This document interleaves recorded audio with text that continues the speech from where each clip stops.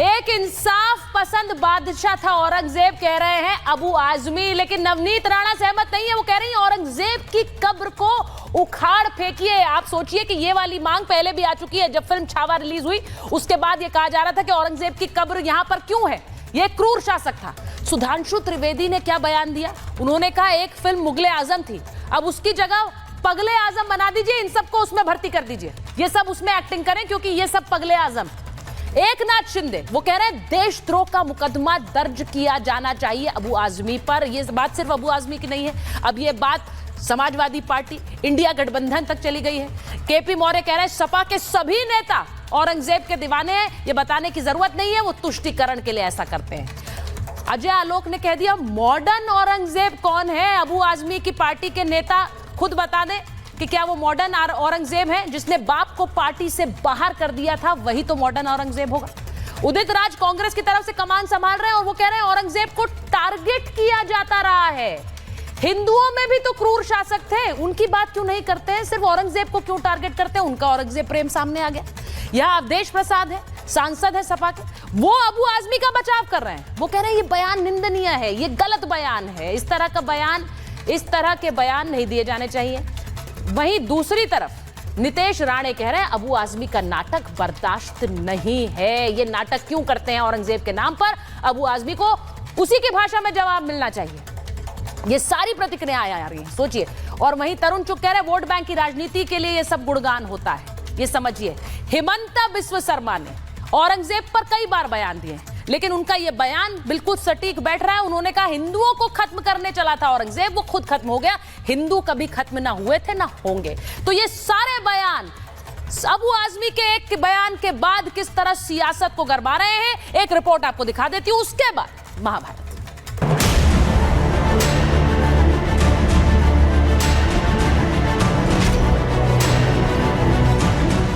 औरंगजेब क्रूर शासक नहीं है। बिल्कुल नहीं, बिल्कुल क्रूर शासक नहीं मानता। एक इंसाफ पसंद बादशाह था वो।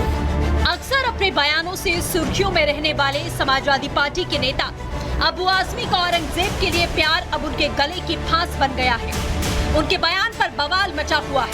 महाराष्ट्र विधानसभा के बाहर अबू आजमी की फोटो पर काली पोती कर माफी मांगने के लिए कहा गया, तो वहीं विधानसभा के अंदर भी उनके बयान पर हंगामा मचा।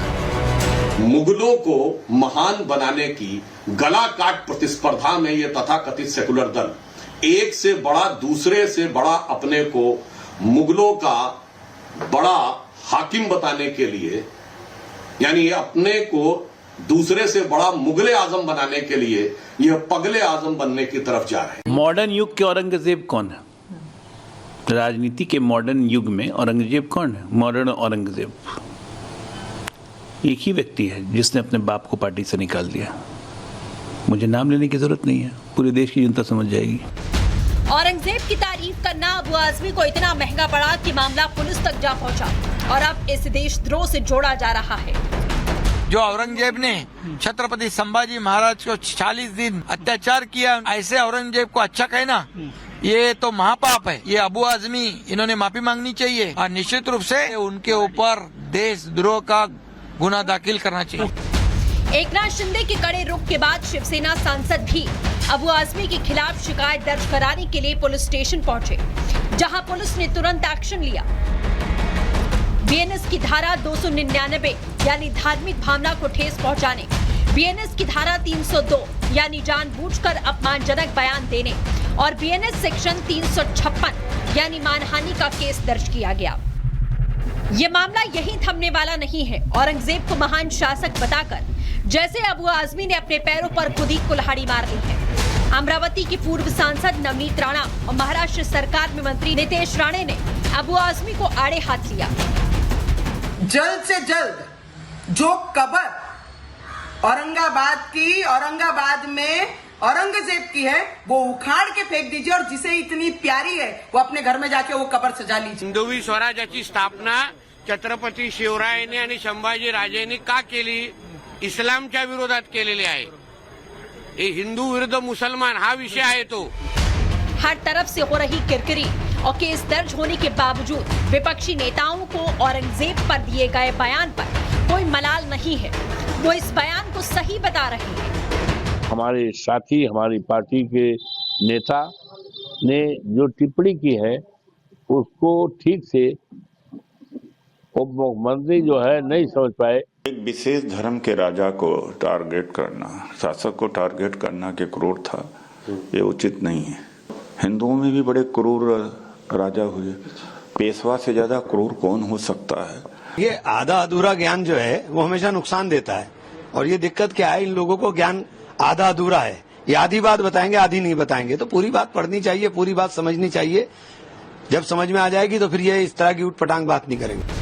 अबू आजमी के बयान पर महाराष्ट्र से लेकर यूपी तक सियासी पारा हाई है। इन सब के अंदर क्रूर मुगल शासक जिसे कहा जाता है, औरंगजेब की आत्मा घुस गई है।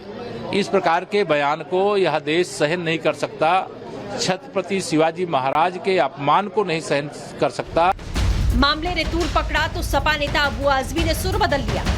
मैं क्या जानूं कि औरंगजेब क्या थे, कैसे थे, कि मैं जिंदगी में कभी भी ऐसा कोई स्टेटमेंट, ऐसा कोई दिल की गहराई में कभी बोल ही नहीं सकता हूं। के खिलाफ मैं बोलूं, मेरी हैसियत बोलने की कभी सोच भी नहीं सकता। मैं अपने स्टेटमेंट को वापस लेता हूं। अबू आजमी की मुसीबत चौतरफा बढ़ती जा रही है, क्योंकि एक तरफ विधानसभा में उनकी सदस्यता रद्द करने की मांग उठी तो दूसरी तरफ एक्शन जारी है, जो भविष्य में मुश्किलें खड़ी करने के लिए काफी है। Bureau report, Republic Bharat.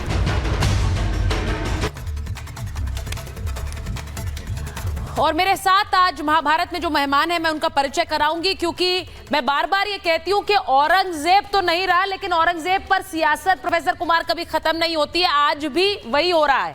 मेरे साथ जो मेहमान जुड़ रहे हैं, गुरु प्रकाश जी, राष्ट्रीय प्रवक्ता भारतीय जनता पार्टी, हमारे साथ जुड़ रहे हैं। यहाँ पर राजकुमार भाटी जी, राष्ट्रीय प्रवक्ता समाजवादी पार्टी, हमारे साथ जुड़ रहे हैं। हमारे साथ जुड़ रहे हैं आचार्य राज मिश्रा, हिंदू धर्मगुरु हैं। प्रोफेसर कपिल कुमार, इतिहासकार हैं, राजनीतिक विश्लेषक हैं। हमारे साथ राशिद शरीफ साहब हैं, प्रेसिडेंट हैं SIMPVL के। हमारे साथ मुमताज आलम रिजवी साहब हैं, राजनीतिक विश्लेषक हैं। और हाजी नाजिम साहब हैं, मुस्लिम स्कॉलर हैं। बहुत बहुत स्वागत आप सभी का। लेकिन ये ऐसा क्यों है गुरु प्रकाश जी कि औरंगजेब तो नहीं रहा है, लेकिन उसके नाम की सियासत कभी खत्म ही नहीं होती है। औरंगजेब पर रह रहकर सियासत कैसे हुंकार भरती है, ये हम देख रहे हैं। और अब अबू आजमी ने माफी भी मांग ली, लेकिन उन्हें वो अमन पसंद लग रहा है। औरंगजेब अमन पसंद शासक है, वो हिंदुओं के साथ भी वही था, वो मुसलमानों के साथ भी वही है। आपके जो पार्टी के नेता हैं वो फिर से औरंगजेब की कब्र उखाड़कर फेंक दो वाली मांग कर रहे हैं। नहीं देखिए सुचारिता, पहले तो बहुत बहुत आभार कि आप आज भी इस विषय को उठा रही हैं, जो कि बहुत ही महत्वपूर्ण है, बहुत ही आवश्यक है। हमें समझने की जरूरत है।